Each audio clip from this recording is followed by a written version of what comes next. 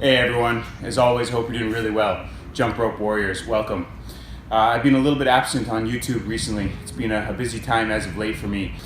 I'm a really big believer in the art of simplicity to living life well. I get tremendous pleasure from simple things in life, such as morning coffee, going outside, getting sunshine hitting my skin, taking walks in nature. Really simple things.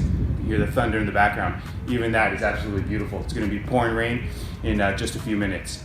The jump rope, probably one reason I really love jumping rope is the simplicity of it.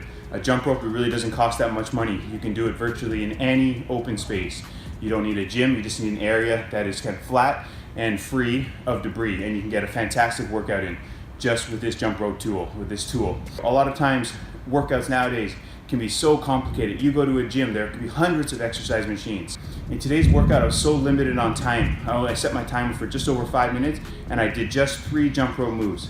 The double under, I did 10 reps, and then immediately afterwards, I did the boxer skip, just for some gentle recovery for about 10 seconds. And then I went into 5 double under crisscrosses, and I repeated that sequence until the clock rang out. So it was very short, but certainly intense.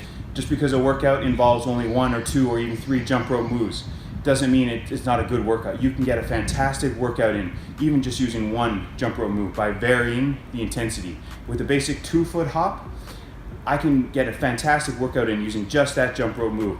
If I really want to increase the intensity, for example, I can just spin the rope faster, or I can even shorten the rope. The shorter the rope, the faster you're going to have to jump because the rope is spinning around more often. So just because something is simple doesn't mean it's not beneficial, it's not intense. If we consider the 100-meter sprint, it's only 10 seconds for professional sprinters. It seems like a short time, yet the amount of work that those sprinters are doing per second is absolutely incredible. They're working at such a high output for each second. All right, so I hope you enjoy this video. If you're short on time, as I am here today, consider doing something simple. All right, see you guys again soon, hopefully.